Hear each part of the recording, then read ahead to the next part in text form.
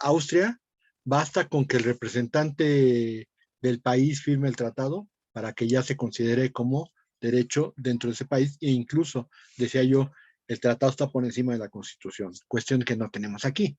Aquí se tiene que manejar el proceso de ratificación y a final de cuentas el tratado está en segundo nivel abajo de la Constitución. Y ni siquiera porque el texto constitucional lo ponga ahí, sino que técnicamente, ustedes acuérdense que al texto constitucional hay una tesis jurisprudencial, una tesis aislada que ya fue ratificada por primera vez, en donde se dice que los tratados están en el segundo nivel, arriba de las leyes federales, y por lo tanto ocupan el segundo lugar en la pirámide que nosotros como abogados y que desde hace muchísimo tiempo hablamos de que son es la base de nuestro sistema jurídico, cuando está la famosa pirámide de Kelsen, donde está la Constitución, están los tratados y después las leyes federales y después las leyes reglamentarias y ya de ahí nos vamos a las constituciones estatales, las normas estatales y todo ese tipo de situación. ¿Ok? Bueno, regreso otra vez. A ver, ya estamos grabando, ¿sí? Regreso otra vez a la presentación y seguimos. Ok, entonces este es el paso a la ratificación. La ratificación, tenemos dos condiciones. Una que dice, por ejemplo, que ratificación, dice Arellano García, es el acto por el cual dices que sí a lo que habías dicho que sí, o sea, confirmas lo que ya habías hecho. Y la otra, pues la ratificación es un sentido de que reconozco la firma y el contenido del documento. Bueno, técnicamente yo creo que sería el primero, que es voy a volver a ratificar, que sí lo tomo como parte de mi derecho. Y aquí el problema de la ratificación como proceso es que en realidad tiene tres sentidos. Uno es como acto del Senado, otro es como acto del presidente y otro es como instrumento de ratificación. Como acto del Senado, ¿cuántas veces no habremos escuchado que nos dicen, es que lo va a ratificar el Senado? El Senado no ratifica. En primera, no tiene la capacidad de informarle a los estados, a los administradores del tratado, al depositario o al organismo que haya convocado al tratado, que el tratado va a ser vigente para México. No tiene esa facultad. Si ustedes leen el artículo 76, fracción primera, dice que el Senado tiene como función exclusiva aprobar la política exterior y aprobar los tratados que a su consideración someta el presidente de la República. Entonces, ¿qué quiere decir esto? Que técnicamente no ratifica. Y esto se confirma porque el artículo 89, fracción décima, dice que el presidente de la República tiene la facultad de celebrar tratados sometiéndolos a la aprobación del Senado. Jamás dice ratificación. Y después, en el 133, dice, esta Constitución, las leyes federales que emanen de ella y los tratados internacionales celebrados y que se celebren por el presidente de la República con aprobación del Senado, otra vez aprobación, serán la ley suprema de toda la Unión. ¿Dónde dice que ratifica? No dice en ninguna parte. Entonces, la realidad es que el Senado solamente aprueba. El Senado solamente aprueba. Por lo tanto, a ver, vayamos con el segundo, como acto del presidente. Aquí le vamos a dar cierta razón. ¿Por qué? Porque el presidente primero manda al secretario de Relaciones o a los funcionarios del Ministerio de Asuntos Exteriores al celebrar el tratado.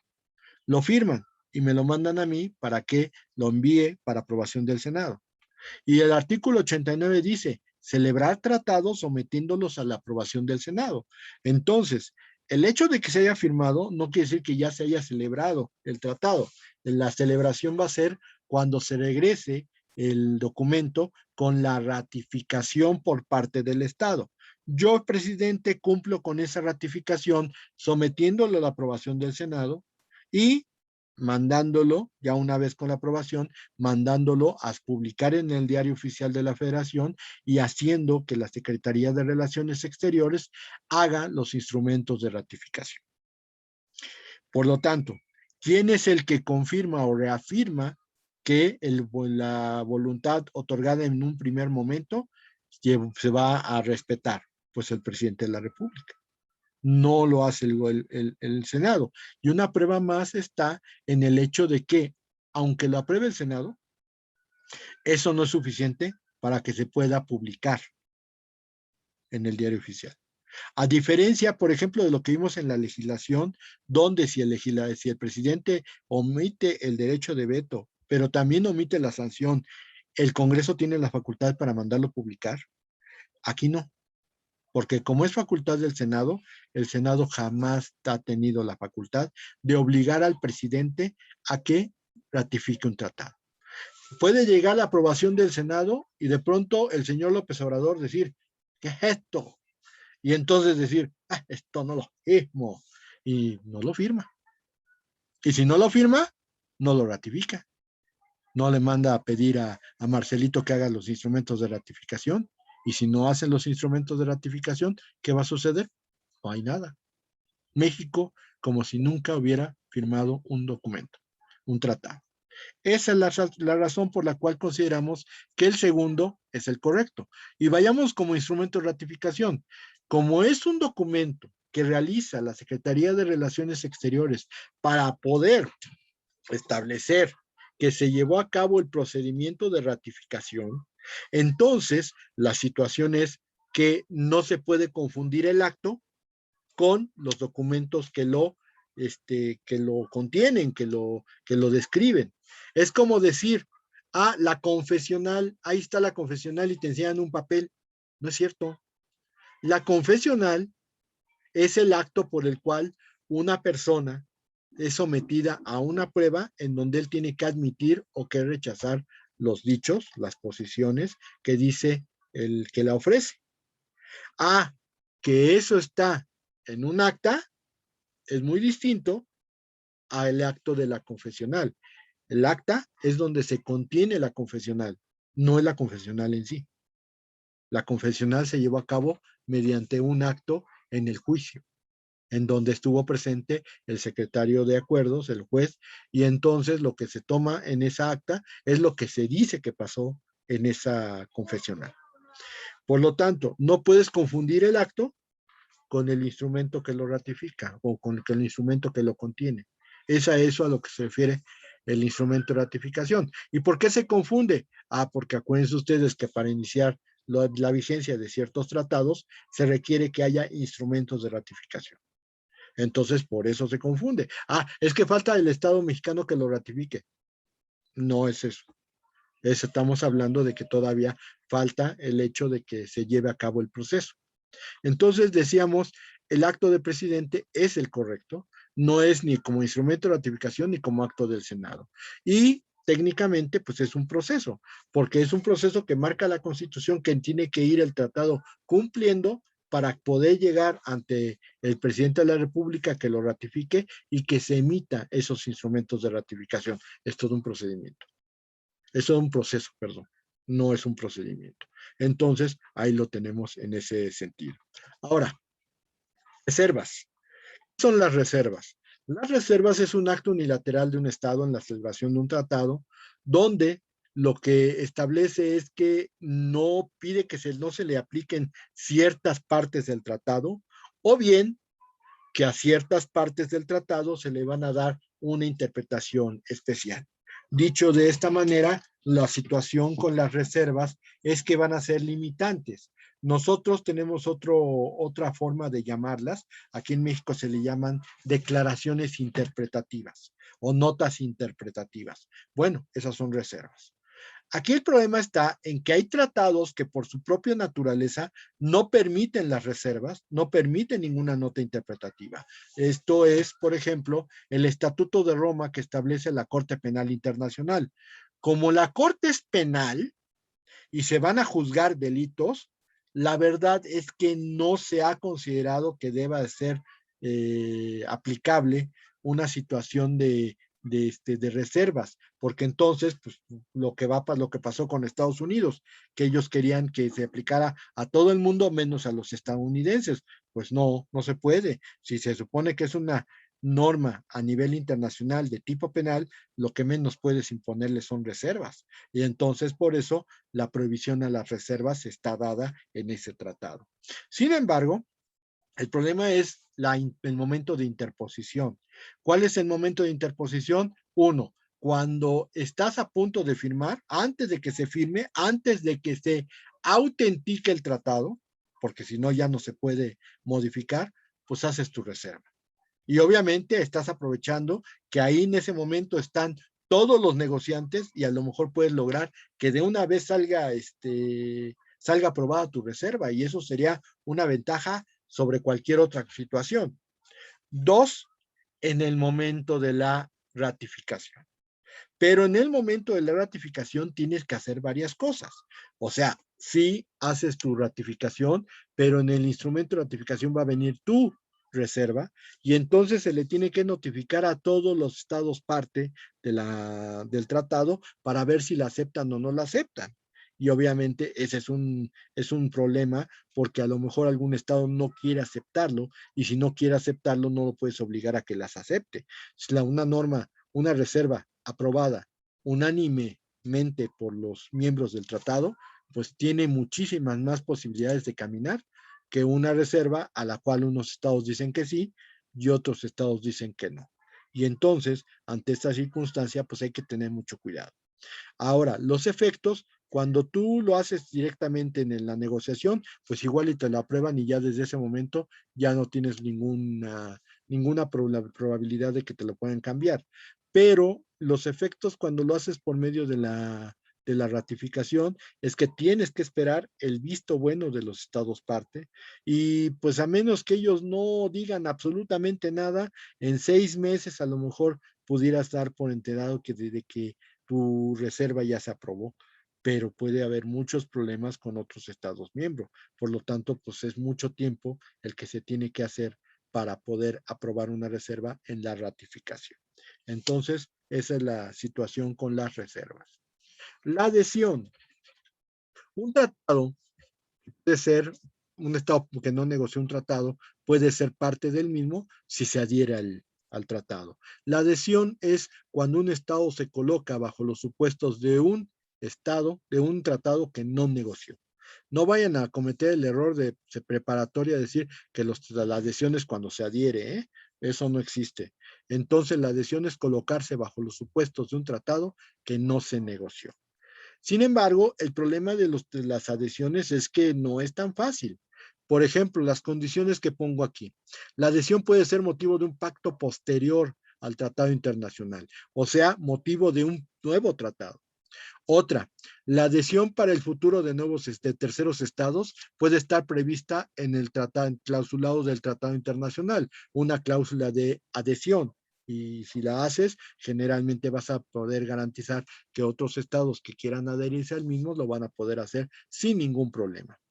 También tenemos la adhesión que puede estar prevista para todos los estados sin limitación alguna. Es una cláusula de adhesión abierta, pero también la adhesión puede ser amplia y pueden ingresar a ellos muchos estados, pero no es ilimitada. O sea, va a tener que parar en algún momento o no se van a poder adherir todos los estados que quieran.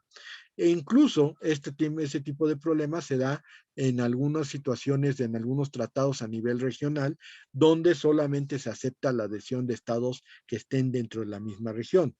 Por ejemplo, a la Unión Europea y México quiere ser parte de la Unión Europea, pues ¿cuál es el punto de la Unión Europea? Deben de ser estados europeos. ¿México es europeo? Pues no. Nosotros pertenecemos a nuestra organización regional, la OEA, en donde está abierta para todo estado americano. Y de pronto viene Corea y dice, yo quiero ser de la OEA, pues ¿dónde estás? En Asia, pues no te puedo aceptar, simplemente porque no eres americano.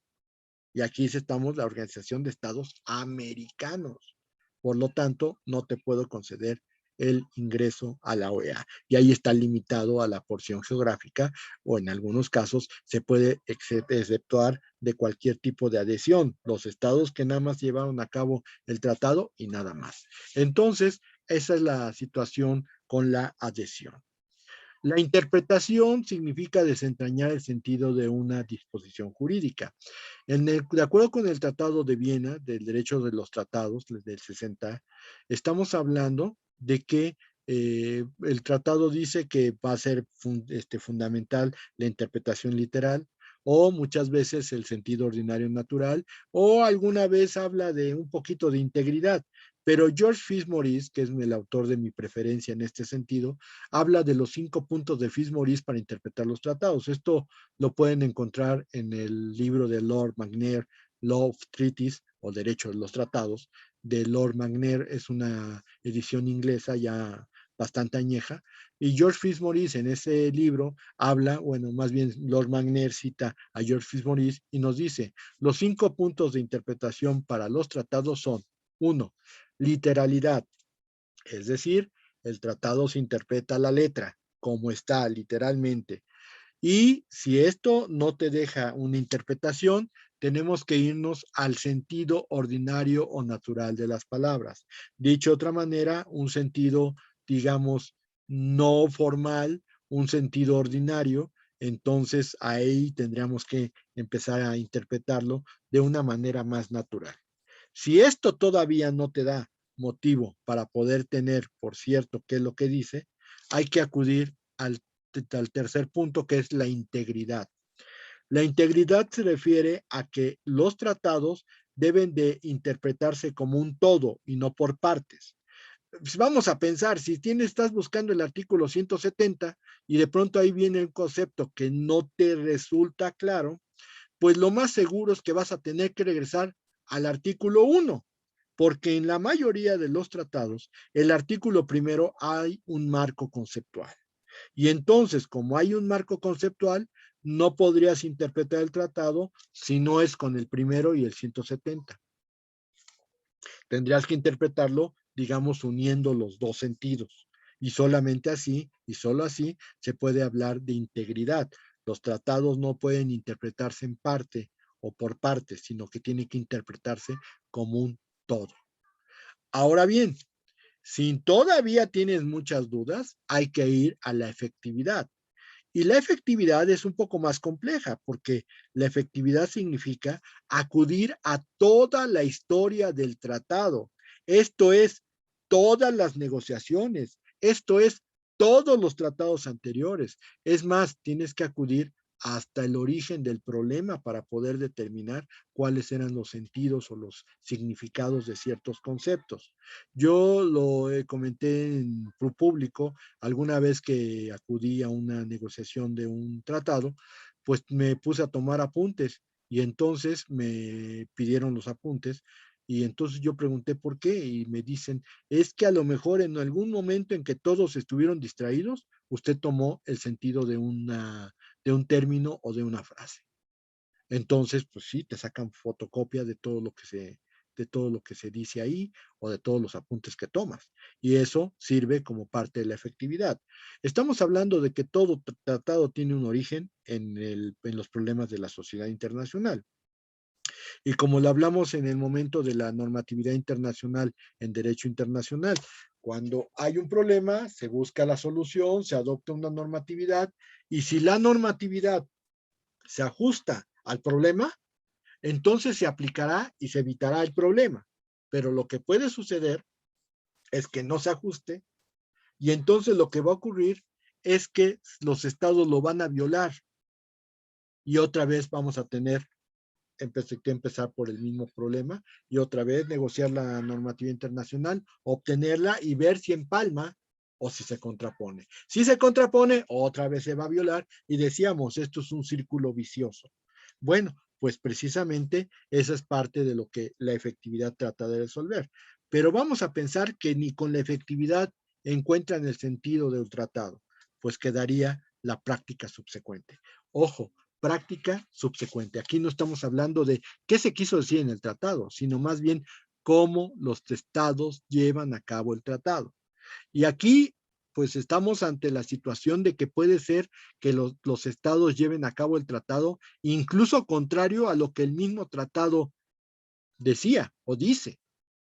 Pero ¿cómo va a estar la situación? Pues simplemente en el hecho de que cuando los estados lo llevan a la práctica, aun cuando sea algo distinto o contrario completamente a lo que está en las letras, pues eso ya se queda como una práctica internacional. Dicho de otra manera, una costumbre internacional. Y al existir esa costumbre internacional, pues ya tenemos un nuevo derecho. Entonces, eso es la práctica subsecuente. Puede ser completamente contrario a lo que se escribió en letras, pero a final de cuentas es como los estados llevan a la práctica su tratado y por lo tanto ya queda como una costumbre internacional. Estos son los 5 puntos de Fitzmaurice para interpretar los tratados. 3 momentos en la vida de los tratados: cuándo habla, cuándo opera y cuándo entra en vigor un tratado. Habla cuando se le mencione como posible solución a un caso. En este sentido, yo pongo el ejemplo de que Cuba y México en el Tratado de Montego Bay fueron partes. Cuba y México vamos a pensar que van a delimitar la zona económica exclusiva, pero en el espacio que hay entre Yucatán y la isla de Cuba, pues no hay las suficientes millas para poder establecer una zona económica exclusiva de 200 millas. Lo pongo como una situación ejemplificativa, no porque esté certificado de que no existe. Yo no me lo pongo como ejemplo. Pero bueno, Cuba quiere delimitar su zona económica exclusiva y México también. Y entonces dicen, bueno, ¿y entonces qué hacemos? Y la convención empezó a tener en vigor hasta 1994, pero desde 1976 ya estaban basadas las líneas en las cuales iba a registrar el manejo de esa distancia. Por lo tanto, si ya los dos estados estaban negociando el tratado, pudieron decir, oigan, pues aunque el tratado no esté en vigor, podemos tomar sus resoluciones o sus puntos como nuestro derecho. ¿Te parece? Ok, me parece muy bien, Cuba. Vamos a tomar la equidistancia, que es lo que decía el convenio de Montego Bay, y vamos a celebrar un tratado. Y entonces Cuba y México hacen un tratado donde de los 300 metros, 300 millas marítimas que separan a la isla de Cuba de la península de Yucatán, pues entonces va a haber una equidistancia de 150 millas para México y 150 millas para Cuba. Y ya se resolvió. Ahí el tratado habló, porque hago notar, si no se había firmado, todavía no estaba terminado, todavía no había entrado en vigor, ahí habló. Nada más habló. No quiere decir que haya operado. ¿Por qué? Porque la operación sería el mismo caso siempre y cuando ya se hubiera firmado el tratado e incluso, aunque no haya entrado en vigor, pues a lo mejor los dos estados ya lo ratificaron, por lo tanto ya es derecho para ellos. Entonces, los dos estados se ponen de acuerdo, lo firman, los realís firman el acuerdo de acuerdo con el convenio Montego Bay, los cuales los dos firmaron y los dos ya ratificaron, aunque no haya entrado en vigor, para ellos ya operó el tratado, ya se hizo la solución del primer caso práctico con base en el tratado. Ahí se opera. Y entra en vigor cuando se cumplen las condiciones establecidas en el mismo para su inicio de vigencia, que puede ser por tiempo, 60 días después de que se haya firmado, puede ser por ratificaciones, si fuimos 100 los que negociamos con que 60 estados ratifiquen el tratado, podríamos ya entrar, meterlo, más bien que entre en vigor, o puede ser mixto, 60 ratificaciones y 60 días después. Entonces te tienen que cumplir esas condiciones.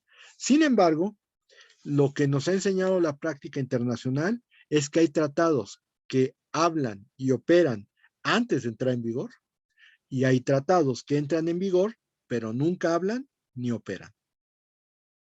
Desgraciadamente se quedan ahí en el limbo jurídico. No se cumplen, no se utilizan, pues no sirven para nada. ¿Ok? Entonces, esa es la situación de los momentos en la vida de los tratados. Obvio, hay tratados que cuando entran en vigor y hablan y operan, pues ya se cumple lo necesario para que puedan funcionar en el medio internacional.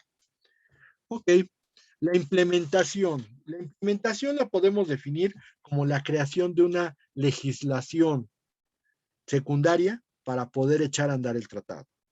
Ahí estamos hablando de tratados heteroaplicativos, es decir, los heteroaplicativos son aquellos que necesitan una reforma en la legislación para poder llevar a cabo el tratado. En cambio, los autoaplicativos no requieren ninguna modificación legal, técnicamente funcionan. El caso de un tratado autoaplicativo, pues sería una delimitación de fronteras. No necesitas hacer una ley de fronteras para un tratado de delimitación. Eso sería un tratado autoaplicativo. Pero un tratado heteroaplicativo, pues podemos mencionar el caso de el Tratado sobre Arbitraje Comercial Internacional, que se tuvo que modificar el Código de Comercio para poderlo involucrar.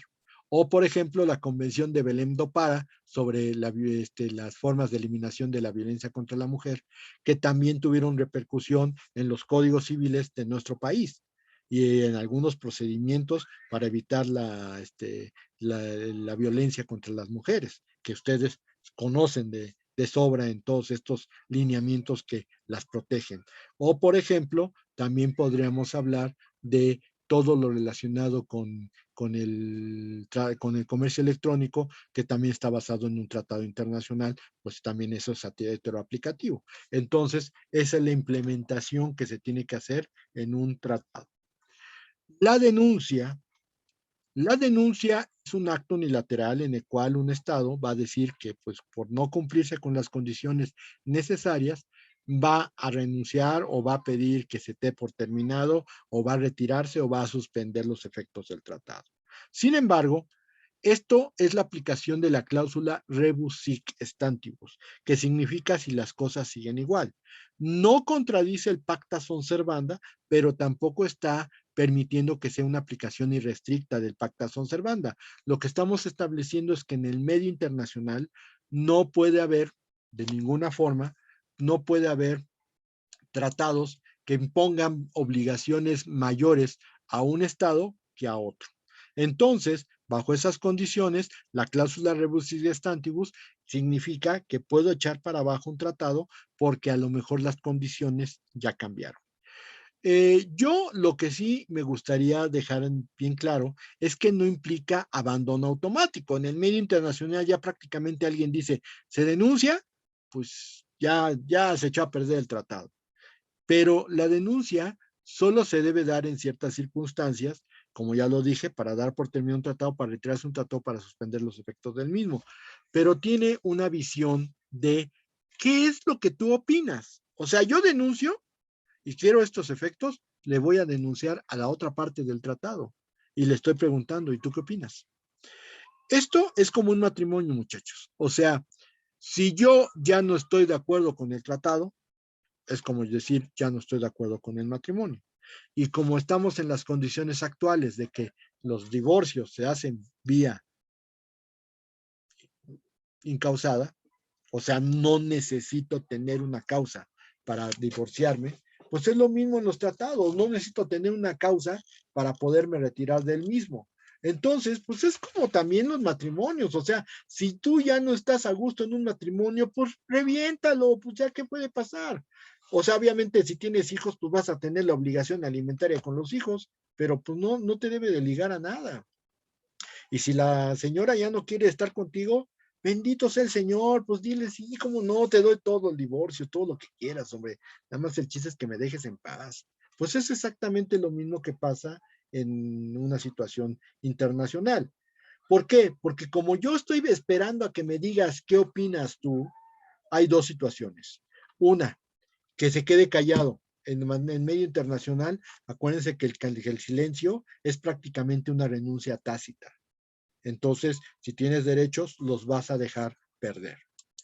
Dos, puede suceder que me digas, oye, pues tienes razón, ya no es tan práctico este tratado, ¿para qué lo seguimos teniendo? O tres, no estoy de acuerdo en que te vayas, pero ya si te vas, pues ¿qué te parece si hacemos un tratado nuevo? Y si hacemos un tratado nuevo, este va a quedar en el olvido. Puede ser esas alternativas, pero a final de cuentas, en cualquiera de los tres, estamos hablando de situaciones en las cuales la voluntad debe permear. Y entonces, pues, no, muchas veces las soluciones celebran un nuevo tratado y se acabó. Entonces, no hay que tenerle tanto miedo a la denuncia. La denuncia no significa que te van a dejar como novia de pueblo vestida y alborotada, sino que a lo mejor las razones por las cuales el otro estado ya no quiere llevar a cabo el tratado debe tener algo de verdad o algo de cierto. Esa es la situación con la denuncia. Entonces, las causas de terminación de los tratados yo las dividí en causas naturales y causas de derecho internacional. En las naturales, pues el mutuo consentimiento. Si el acuerdo es por consentimiento mutuo, la terminación puede ser por mutuo consentimiento.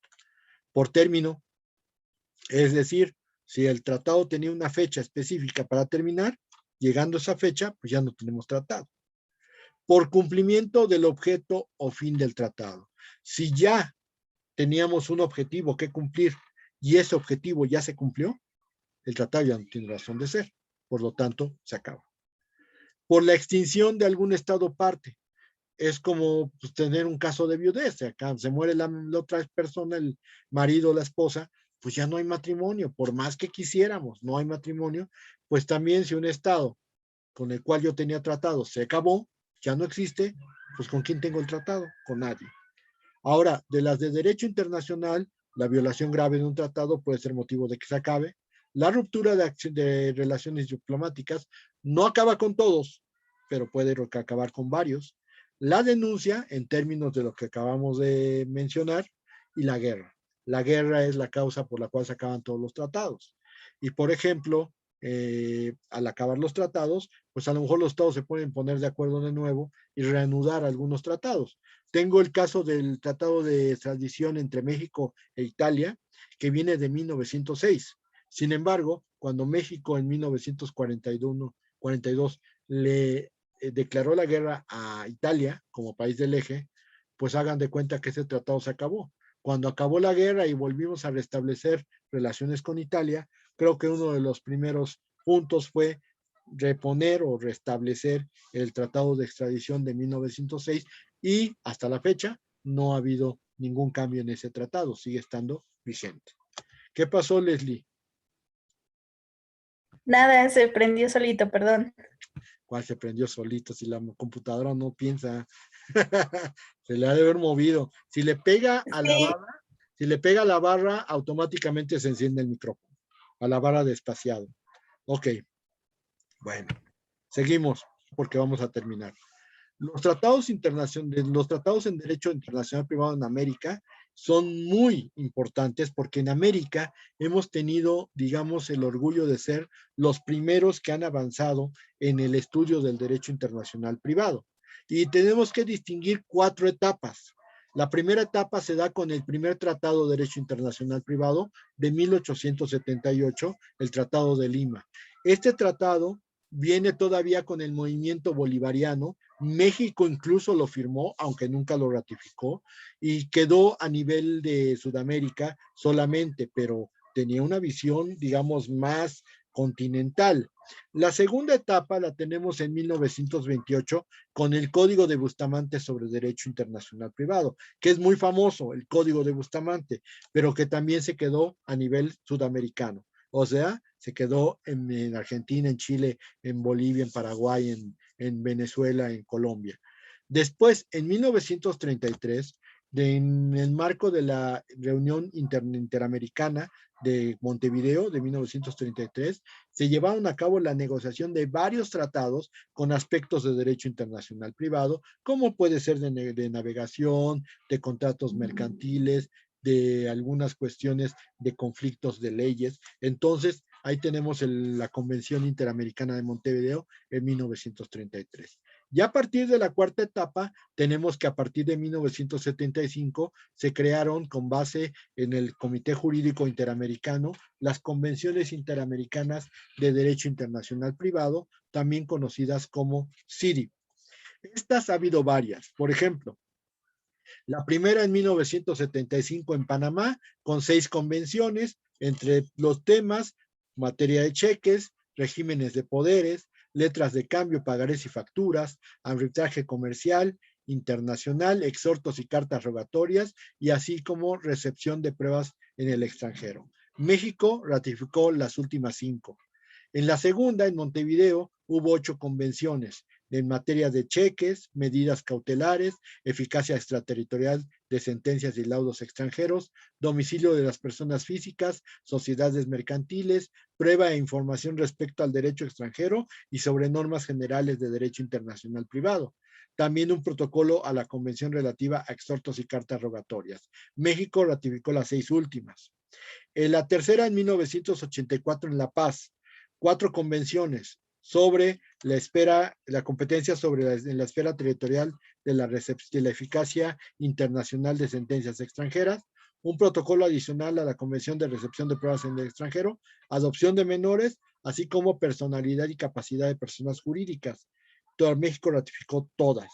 En 89, si ustedes se dan cuenta, casi cada 5 años se hacía la reunión. En Montevideo en 1989 otra vez, 3 convenciones.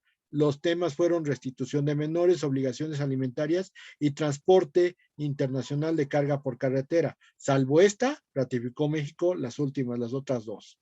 La quinta fue en México con 2 instrumentos, una aplicable a contratos internacionales y la otra sobre tráfico internacional de menores. Aunque México no ha ratificado ninguna, acuérdense que sí se estableció el convenio internacional sobre restitución de menores y eso ha ocasionado que se haya modificado el código para evitar la sustracción de menores, que es cuando el papá que no tiene la custodia, de pronto se lleva al hijo de vacaciones y no lo regresa. Que miren que me ha tocado conocer muchos casos de mexicanas que tienen que andar pidiendo casi la solidaridad de los jueces porque hay que tramitar este tipo de situaciones.